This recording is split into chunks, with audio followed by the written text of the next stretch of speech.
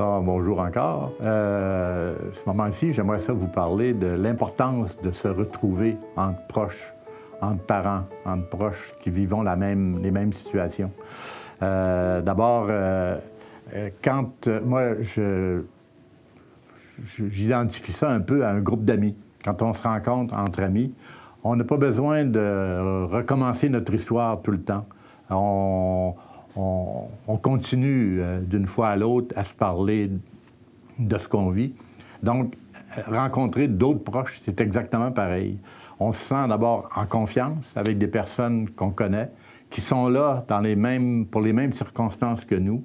Donc, le jugement, il n'y a pas de jugement. Il y a de la compréhension. Il y a du support aussi, parce que souvent, dans des groupes d'entraide, il y a des personnes qui vivent au moment où ils sont ici, ils vivent un drame même, une hospitalisation assez violente de la part de leurs enfants, tout ça. Donc, il y a un support qui s'est donné. Et puis, c'est peut-être un des endroits où on se donne le droit de rire un peu, d'avoir du plaisir entre nous autres, de pas rire de la maladie, mais de rire de certains événements qui sont arrivés dans la semaine et puis tout ça. Donc, c'est vraiment, vraiment important. Moi, vu que c'était vraiment important pour moi, je me suis impliqué à la Boussole comme bénévole, et puis j'anime des groupes d'entraide. Puis le fait d'animer des groupes d'entraide, je ne les anime pas comme un intervenant, je les anime comme un parent. Puis je me donne le droit de parler, d'être dans le groupe d'entraide, pareil comme un autre, parce que moi aussi, je vis chaque jour des situations qui me fatiguent un peu face à la maladie mentale. Dans les groupes d'entraide, on est tous des parents. Et puis, ce qui ressort souvent, ce qu'on essaye de faire ressortir, c'est justement que les parents doivent absolument continuer leur vie. La vie continue avec la maladie mentale. C'est pas drôle, mais la vie continue. C'est important. C'est important aussi d'avoir des activités sociales en dehors de la maladie mentale, continuer à voir nos amis, nos parents, avoir des activités physiques et puis tout ça. Puis même que la Boussole nous encourage dans ces activités-là, en nous offrant des parties de Noël, des rencontres de bénévoles, des journées de cabane à sucre, ainsi de suite. Ça nous est fourni là, par la Boussole, qui est très, très important. Maintenant, je demanderai à Julie et à Rose de nous parler d'un programme qui est vraiment, vraiment une perle à la Boussole. C'est le programme Enfants-Jeunesse. Alors, le programme Enfants-Jeunesse de la Boussole s'adresse à des jeunes de 7 à 17 ans ayant un proche atteint d'un trouble mental. Ces jeunes peuvent bénéficier de suivi individuel et également de groupes d'éducation et d'entraide.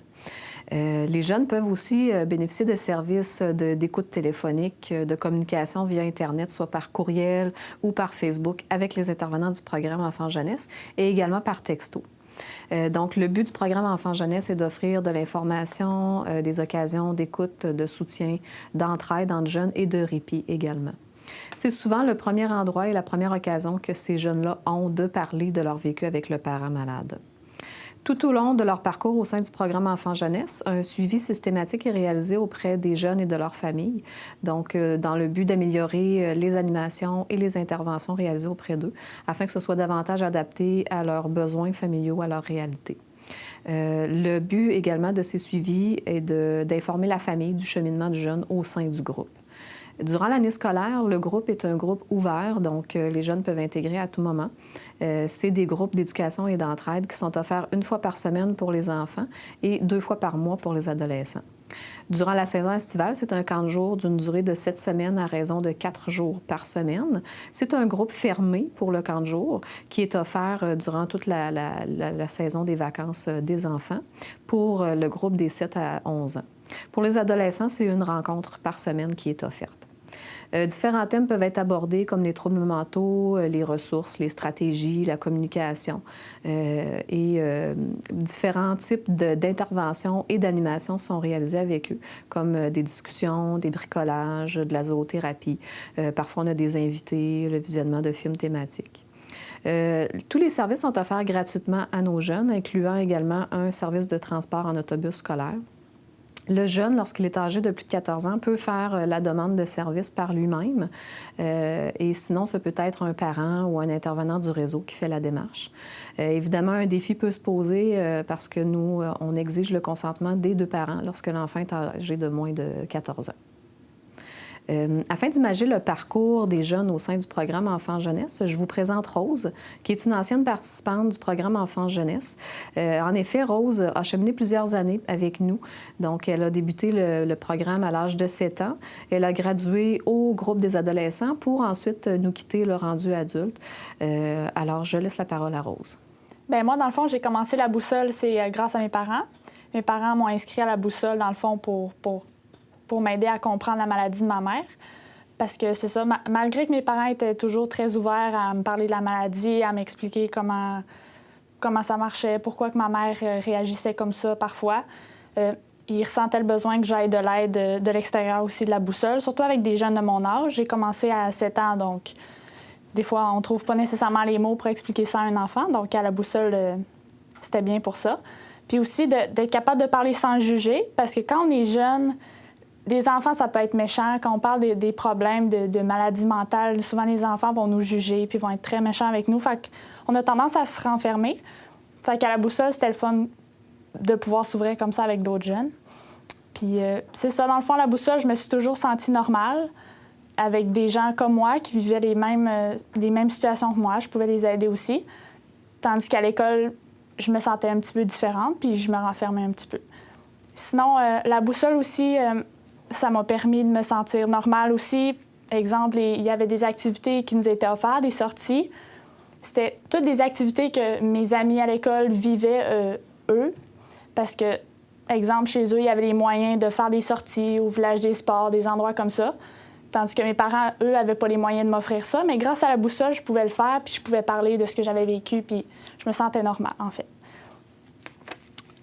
Aussi, j'ai eu beaucoup d'informations sur les autres maladies mentales. Ma mère avait la dépression, mais aussi j'ai été informée sur la schizophrénie. Toutes les autres maladies aussi, je les connais assez bien pour être capable de parler avec quelqu'un sans les juger aussi. Si je vois quelqu'un dans la rue, je vais être capable de comprendre ce qu'il vit sans juger. Puis j'apprécie vraiment mon expérience que j'ai eue à la boussole. J'ai tissé des liens étroits avec tous les participants, mais aussi les intervenants qui m'ont connue du début à la fin. Fait que ça devient comme une famille, ça devient vraiment des proches qui nous aident, puis c'est vraiment rassurant comme ça. Dans le programme Enfants-Jeunesse, il y a de l'information et de l'entraide, une formule gagnante qu'on a voulu reproduire avec la clientèle adulte. Donc, Joanie, est-ce que tu peux nous parler de la formule groupe d'éducation et d'entraide? Donc, les groupes d'entraide qui sont offerts là, du côté adulte, c'est des groupes d'entraide et d'éducation de 5 rencontres. C'est des groupes fermés, donc c'est un maximum de 8 participants qui se suivent durant les 5 rencontres et c'est animé par un intervenant. Donc, il y a 3 groupes qui sont montés actuellement, donc troubles de personnalité limite, troubles psychotiques et troubles de l'humeur.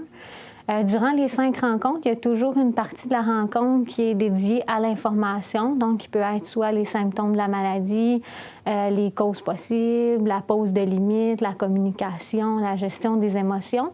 Et l'autre partie de la rencontre va être disponible pour les proches afin de discuter de leurs émotions, normaliser, discuter de la situation.